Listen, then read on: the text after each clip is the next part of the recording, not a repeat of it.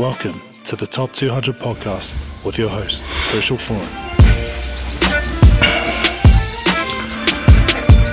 Alright, what's up everybody? It's Herschel Foran from High School Top 200, and this is the Monday Morning Meeting Podcast. Welcome back for another week. It's holidays, and so there hasn't been very many games on, but there has been some region camps on. So we'll get into some of that. I just want to make this one short, but if you're not following all my socials, jump on my my YouTube, which is High School Top 200. Also jump on to Facebook as well, which is High School Top 200. Don't worry about the plates in the background. Also on my TikTok and also my Instagram, it's HS Top 200. And so go and have a look at those. I'll post some stuff up, try and get some more content on there.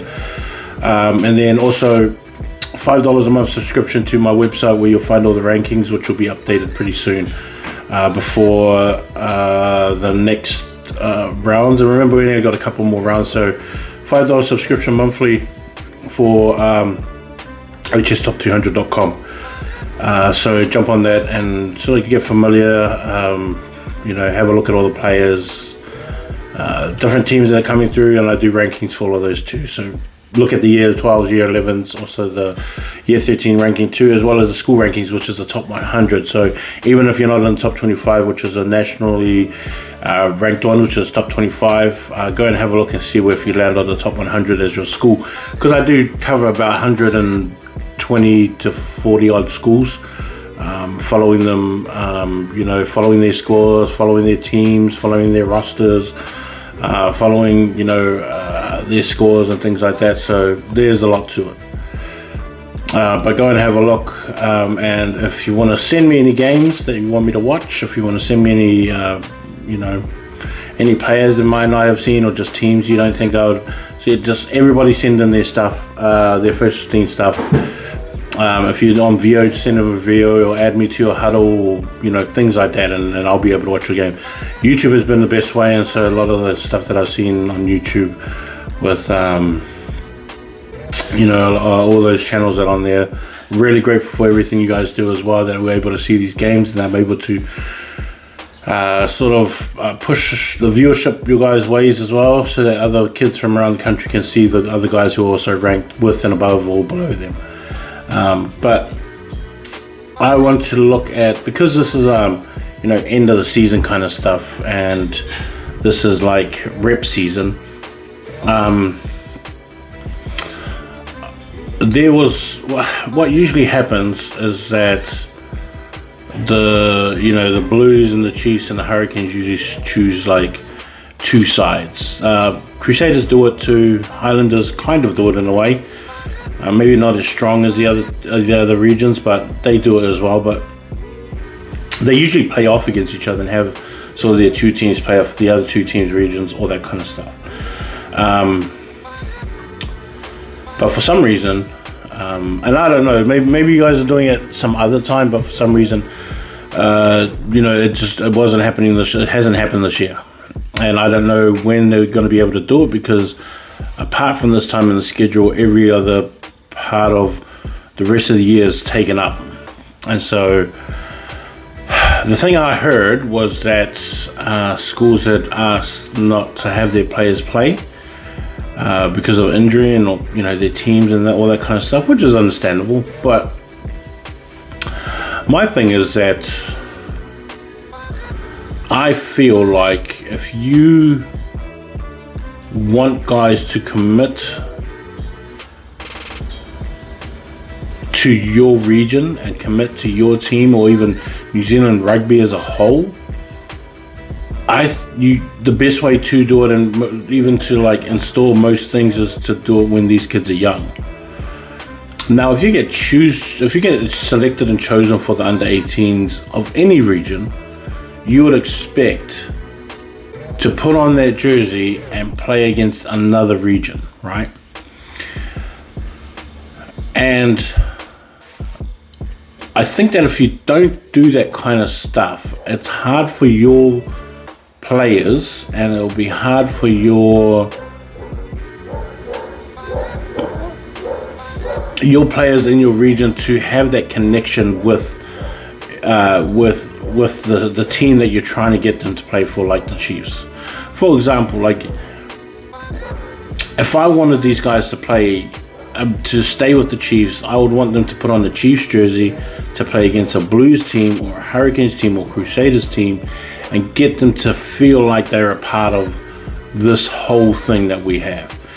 To get boys to feel a part of the fact that they can put on this jersey, the same jersey that all these other guys have put on and that they've seen put on throughout this year, to wear the same patterns, to wear the same logo, to do the same cause as all of these Chiefs players that they've seen since they were young, and to be a part of that.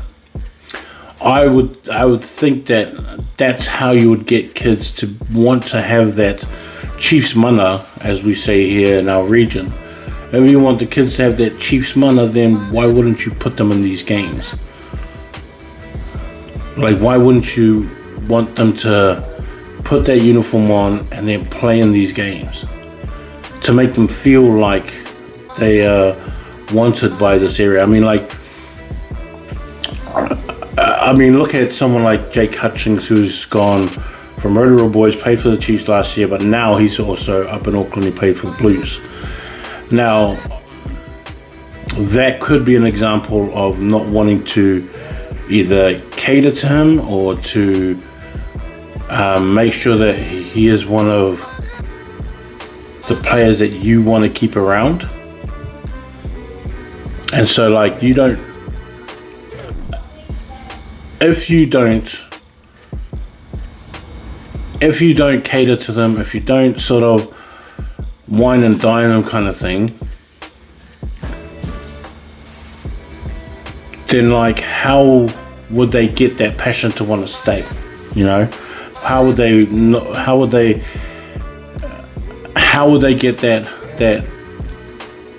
that loyalty to want to stay in your organization or in your, you know, under your thing? And I mean, I know that Jake Hutchings is from Northland, and he may have grown up a Blues fan, whatever. But his brothers played down here. All two of those older brothers played down here. All came from Northland. All played down here at Rotorua Boys. All put on that Chiefs jersey as well. Why wouldn't you just make that a thing for them? You know, like, I don't understand. You know, I don't understand how we were supposed to get these kids to remain in our own areas, and I'm not just talking Chiefs, I'm talking like if you're from the Highlanders too. We've got to make this point to look at what the boys want, or what they see as something that that we're choosing to provide for them. And if I was part of the Chiefs organization, that would be one of them. You know, I would make sure that these guys are all put in our Chiefs uniform, and that they get to play against another region, and to feel that energy that you're trying to put off, that you're trying to give off from your region, and to get them into that way of thinking that they want to be a Chief pretty much for the rest of their career.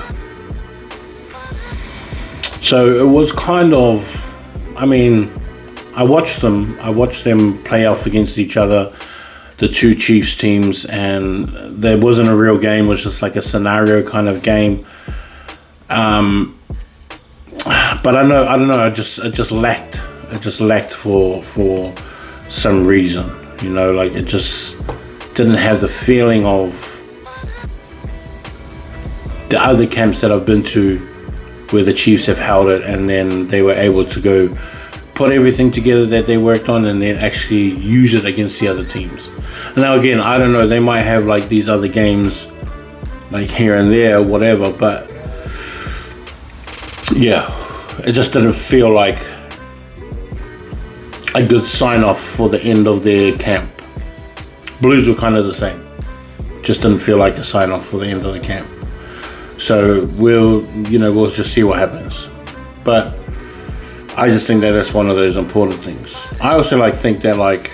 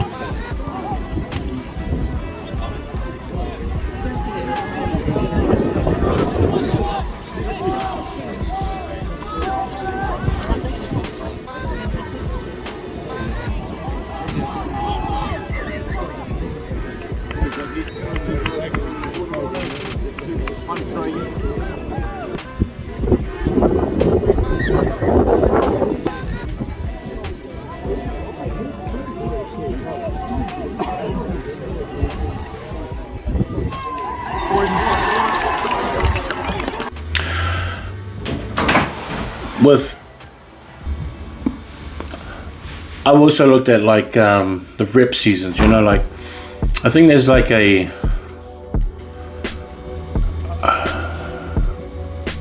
know there's this thing that people have where some regions have taken away rep teams, like North Harbour have taken away their rep teams, that I'm fully against. Even when roller mills got put away, I was fully against having roller mills put away. And their reasoning was that, like, kids felt excluded and all that kind of stuff. Was just like, okay, whatever.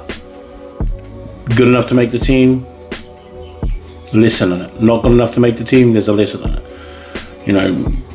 Teaching kids resilience and teaching kids to earn things is like, that's just what life is. And from what they put out, that's kind of what I got from it, is that's what they wanted to do. So they wanted to hold these big camps for everybody. And I have this thing where, like, the same thing with like building up a memory and building up a love and a culture and a loyalty for a jersey or for a team. And I think that can be done with the rep size.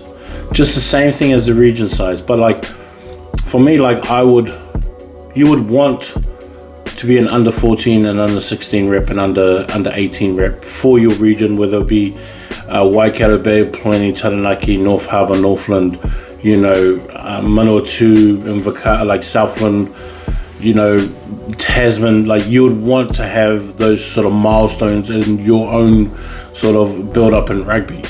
And I always looked at it like the same thing in terms of, like, if you want guys and you want rugby fans and players, or you want rugby players to turn into rugby fans when they finish and to pass it on and all that kind of stuff, I think, to me, I feel like rep teams is the way to do it. Rep teams is the way that you keep kids around, not just being invited to like an open, an open training. I think there has to be more to it than just an open training for them. Like, I don't know if any kid is going to take a memory of them of an open training and feeling great about it, or feeling like you accomplished something. And that's just the way I feel about it. And so, like, when I look at it, I look at it as a way of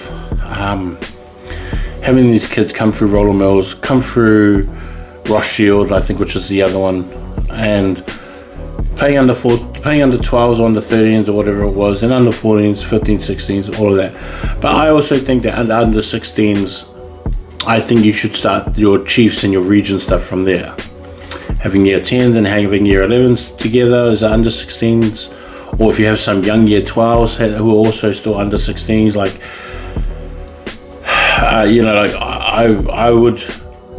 I would start them off in under 16s and under 16s Chiefs, under 16s Blues, and then have a New Zealand 16 under 16 New Zealand team, secondary school team. And for me, that's like, I would look at it as a way of building the loyalty to rugby, building the loyalty to your team and your region, as well as to your country in terms of playing for New Zealand. And then having these milestones, having these rugby milestones to sort of tick off on the way and sort of pass that on down to your younger kids and then to your grandkids, and then have these stories to tell, just like how else have it too, and like playing in all these things and just creating these rugby memories that you have, these rugby milestones that you have. And because I don't believe, in terms of rugby numbers, they say rugby numbers have gone down is because people get hurt. And I was like, I don't truly believe that. I believe that rugby numbers have gone down because we've got the internet and we've got so many other things to participate in now. We just added to it. We just added to it. Instead of going to play rugby or, rugby in the winter, cricket in the summer, or volleyball, or go rowing or whatever it is, now these guys just want to do TikToks and be TikTok famous and do dances and make content and play e-games and all that kind of stuff, or they just found a new sport online that they want to try. There's like so many other things that you can do. I mean, look at what the NFL is doing in Australia and taking some of these New Zealand kids too, and like look how many boys that we have here who I personally think can go to Division 1 American football on football scholarships if they were just seen. And like, I think that the NFL was pretty lucky that they haven't found me, because if they did, I would just point out a bunch of kids and go, yeah, this kid can be a linebacker, this kid can be a tight end, this guy can be a right guard, this guy can be a safety, this guy can be a receiver. I go look at him. He's from this school, and he's from this school. He's from down south. He's from over here. They're lucky that they haven't found me. Like New Zealand rugby is lucky, because then I'll just give out the opportunities. But then the other side of it is what I'm saying is like, we want them to find that they have their opportunities, but then want to stay. Isn't that the purpose of this? Isn't the purpose to help them stay in rugby? Like, I haven't really helped out other countries in a big way, the way that I have been proposed to do, because I still love the All Blacks. The All Blacks are still my favorite team. Like, the All Blacks are still who my emotions can switch at the end of a whistle, and the game, like even the French game that we won, I was still pissed off. We won, so I had a good Sunday. But if we lose on a Saturday night, my Sunday is pretty rubbish. And everyone goes to church, like I do, every Sunday.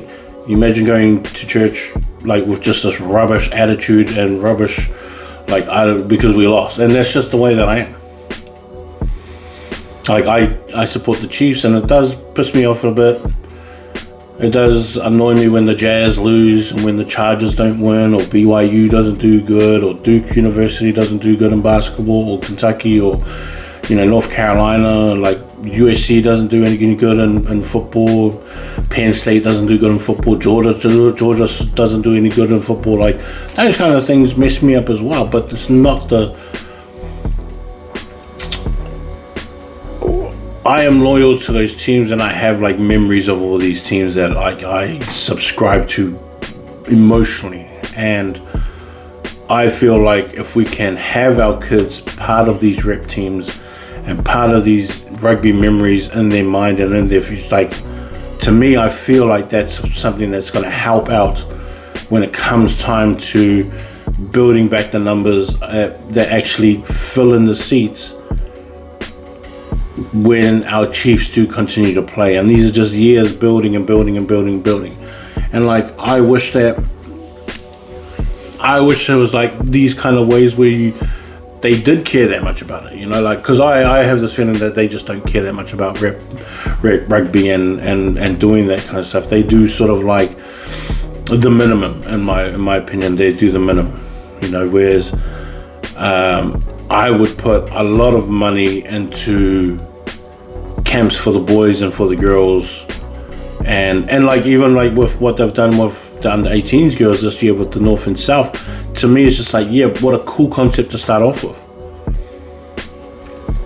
Hopefully there's a New Zealand team that's picked out of this, and they get to play under 18 or under 20 girls teams around the country and they do something like that, so they can put on the jersey, they can put on the silver fern for the first time, and they can go out and represent the country and build a rugby memory, that kind of thing. And so like, that was kind of stuff, that's some of the stuff that I was thinking about, because I was like, I believe that boys should go wherever they want, and that's fine. But then after your career, you still have your home teams that you went. Like, I understand that in Taranaki, you have a bunch of kids, or a bunch of teenagers, or guys that are in their 20s that are still hard-out Hurricanes fans because their dads are hard-out Hurricanes fans, and that's just who they picked before the lines changed from the Hurricanes to the Chiefs. Like, I get it, I understand that. But I feel like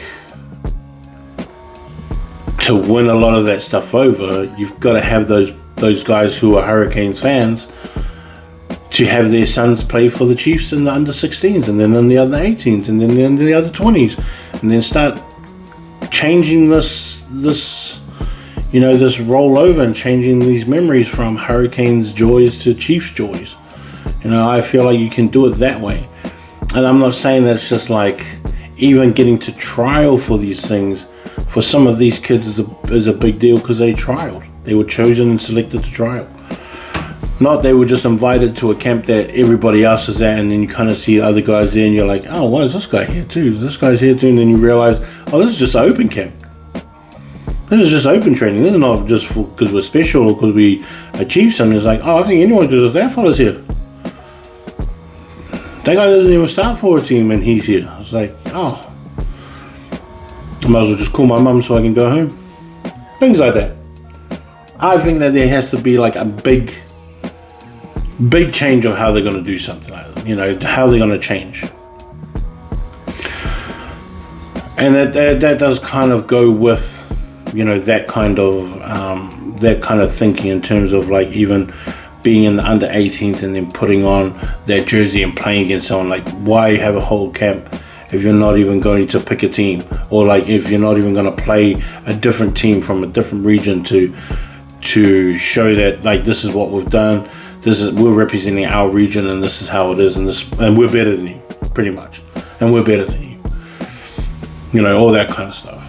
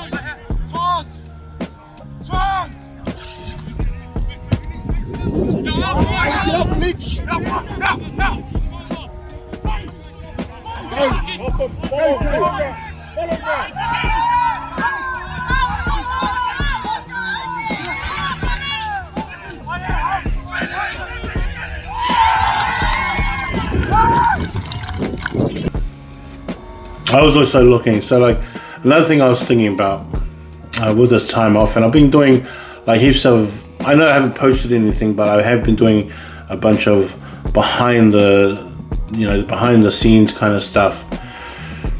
And I know that I come past this every year, but with the top 4 coming up, we need to shuffle this around, man. Like, honestly, like, just the way that it is done is just, it's not a true top 4. It's not a true top 4. Like, even last year, like, it's their fault. They messed it up for themselves. But Tauranga boys messed it up for themselves. Hamilton boys became national champs. It's just the way that it is, and that's what the history books say. But truly, they were probably the number 1 team in the country, and they probably should have won it. Now, I feel like it shouldn't be done by regions. I just think it should be done by rankings. And I've said it so many times, but you got to use my rankings to then find out who the number 1 team is. You can't have all these Auckland teams playing against each other, cancelling each other out, that you don't even get a true top 8. Like, even like a true top 8 you wouldn't be able to get, because 3 of them right now are all in Auckland. Like, you can't have Kings, St. Kennegans, and Sacred all in your top 4 who are like top 3, top 6 in the country, and then they just cancel them out just in one, in one swipe. It's not fair. Then you have Liston beating the number 1 team in the country last week, and they can't even make a bid for it. You've got Palmy, who's another massive mean team. You've got Hastings and Hamilton boys and Rotorua boys, who all of them part of the Super 8. Tauranga, Hamilton, Rotorua boys, all in the Super 8, all in the Chiefs region. Then you got St. Peter's, Cambridge, who's number 1 right now in the CNI, who's got a massive ass team right now, and then they don't get to have a real good shot at it. Because now they have to go in co-ed, and now that's already split, and now we don't have a true top. St. Kennegans is also should be a top 4 team, but if they went over to co-ed, no one's going to even respect that they were there. If you look at like the co-ed top 4, right, you could have St. Kennegans, St. Peter's, Cambridge, and Fielding all in that top 4, and then you could add in someone like St. Andrews, and those guys could all go, hey, well, we should be able to compete for the top 4. But why we get put in this category of co-ed? Shouldn't we all have just had a shot at it? And Fielding almost could have won it last year. And there's been a few years Fielding could have won it, but they were stuck in the side of co-ed side. But then even with that, we're still stuck in the region that you're from. This whole South Island is like that. But you got to have Marlborough and Christchurch boys going, well, hold on. We could both end up in the finals because we're both that good. But we have to cancel ourselves out down here first. Southland boys is going to have something to say about that. They're like, oh, hold on, because those 2 teams up there, but we're here. But why should we all cancel ourselves out even before we hit to like a quarterfinal or a semi-final? Why should only one of us go up when all 3 of us deserve to be up there? Nelson College is going to have a problem with that too. Silverstream is going to have a problem with the fact that they have to go, well, we'll put ourselves up against King's College and St. Kennegans and that, but we have to go through Palmy, Hastings, Napier boys who have been off and on this year, but mostly they've been like, yeah, we should be up there. So like, I think that like, it's not you don't get a true top 4. You don't get the right teams there, and there's nothing to, and like the idea of marketing a competition or a brand, you can't do that the way that they're doing it now. But you can have a story like, say, like if you were to say St. Kennegans, who's the number 1 team right now because they jumped over Kings. If St. Kennegans had to play someone like, let's say, Dunstan College or Dunstan High School. Now, if St. Kennegans and Dunstan High School, if Dunstan High School came within 15 points of St. Kennegans, that's something to write about. Because it shows that there's a team from the deep, deep south versus a high prestigious private school with money to burn playing a country school like Dunstan High School. Dunstan coming 15 points within is like, oh, even though you won the game, this is a pretty big victory for us as Dunstan High School. Dunstan beating Otago boys was a massive victory. Now, if you add on to that and go, well, we came this close to beating them, that's a story. You could do that every single week.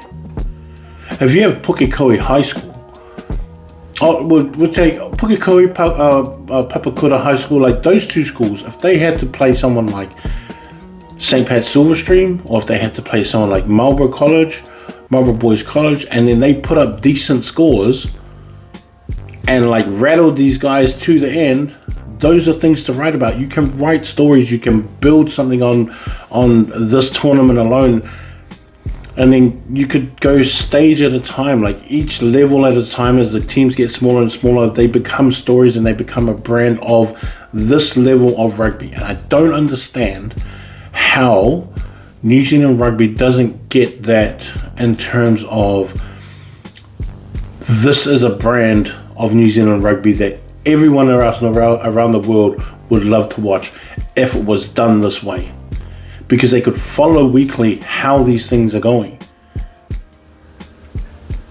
Like every single year I watch March Madness,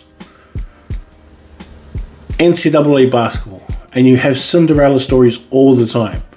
Number one picks in those regions don't always make it to the finals. They don't always make it there. Sometimes not one number one team picked in a region is there. And it's easy to pick out regions. You just take the 4 top teams, you split them into 4s and go, those two are all those teams are the number one teams in those regions. Then you take the next 4 teams and you put them into the next ones as well. Those are also the number 2 teams. And you go so on and so forth till you get into like the top 72. Like, it's not hard to figure all these kind of things out if they would acknowledge the level of rugby that they're playing at, how important it is, because these boys are going pretty much straight into semi-professionalism as well as straight into Premier Rugby for most of these top players in the country. And then they can continue their story from there. Yes, it sounds hard out American and Hollywood, but let's actually sell a story. Let's actually build something that we can carry on and go through with it. Like, I've covered most of these guys since they were under 15s and went to under 15 nationals. Most of these guys that are professionals, I've seen most of them at under 15 nationals. I've seen most of them as year 11s. I've seen most of them come all the way through to like under 15s for their province, or under 16s for their province, under 18s for their Chiefs regions, Crusaders regions, whatever region they're part of, and then go through into under 20s and stuff. And so like I know the whole story from where they came from as a young kid in high school. But if you add that to it, you can pinpoint all these parts in these boys' lives if they were part of these big national runs that they had. John McGlashan making it that far when they shouldn't have is a massive story for those guys.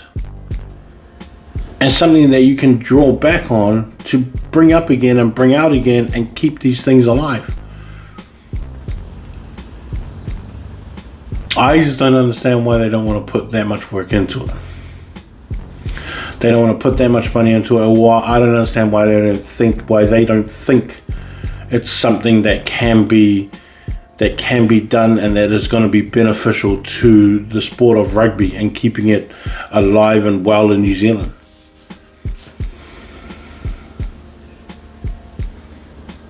I mean, I see the vision hard out, and I always have.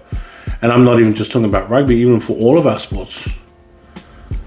All the sports should be televised. All the sports should be live streamed on YouTube. All the sports should be, especially like the top premier sports in high school. They should all be out. That's why Fakata Māori has done such a massive job in what they're doing, is that they have got so many kids' memories on YouTube that people can go back to and watch again. That's important, that we have the ability to go back and watch things without having to wait for Sky to do an archive match or blah, blah, blah, whatever. It's like we can just go back onto Fakata Māori and watch it. We can go back onto these live streams on YouTube and stuff like that. All these people have done. It's just like they're going to sit there forever. They can sit there forever, and you can go back in 5 years and watch it again and go, flip, that was a mean game. Damn, that game was mean. I remember that dude. Watching someone from now, like watching a Quintupai who was year 11, watching Etienne Nana, who was year 11 playing for St. Kentigans, watching all these guys like Billy Proctor and that, and watching Geordie Barrett and, Duplessis and like these guys, it's like, yeah. They should be building these archives that are accessible and building up those numbers with, if you look at the New Zealand rugby page on YouTube and that, and even on their TikTok, it's like it's so amateur. It should be way bigger than that. I wish that New Zealand rugby would do it. I wish that New Zealand would concentrate on this level and build the memories, build the loyalty, build up the archives, build a fan base, and just keep it going. It's weird that it's kind of like this, We've got all the talent in the world. We're such a small country, and this is our sport. And I don't care what South Africans say. This is we still run it to me. All Blacks all day. But I wonder why, we don't put that much level on it. Like, you look at South African stuff and what they do with their high school teams and their high school coverage, way better than ours. And they got so much tradition that we should probably have too. They've just done it better. They've just cared about it more. We pretend to be, to love rugby that much. South Africa loves rugby more than we do. I've said this before. South Africans love rugby way more than what we do. For the most part, we've just been better than them at it. Now it's catching up.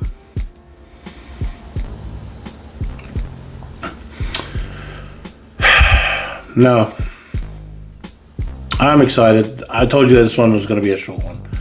I'm excited for the rest of this, these last weeks. I think Auckland has only got 2 more weeks or 3 more weeks. CNI's pretty much finished. They got 1 more week. St. Peter's looks like they're going to finish at the top. Same thing with the Super 8. They look like they're almost done too. Just getting their finals going. Again, I wish that the Super 8 would have like a last week all together in Owen Delaney Park. Same thing as what the CNI does, because that's such a mean way to finish off a year. Big game coming up with Town and Silverstream, which is like probably one of my favourite traditions, along with Christ College and Christchurch Boys. Rotorua, Hamilton, like those are like the traditional games that I love a lot and that I look at. But that's coming to an end as well. Look out for North Harbour as well, because that's going to be a pretty mean ending to the season with what they've got going on and how their season has gone. Westlake's going to have to look to come back some way and really, to be honest, I hope they don't screw it up. That's really what it is. The biggest game coming up, even though the Town and Silverstream game is a big traditional game, the biggest game coming up is probably the one down in Christchurch versus Marlborough Boys. That's the biggest game coming up. And then the other one, I would say, is Liston and Auckland Grammar, which I might be going to that one. I might go to Liston and Auckland Grammar, because that's a big decider for both of those teams. And so that might be the game I'll go to. And I think Fielding is playing Wesley on that first week back.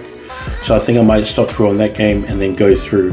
I still want to see Howick again, Otahuhu College again. I still want to see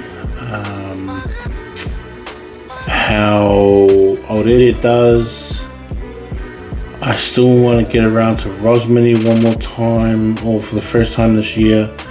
I've seen maybe 7 of their games this year, and I still want to get around to one.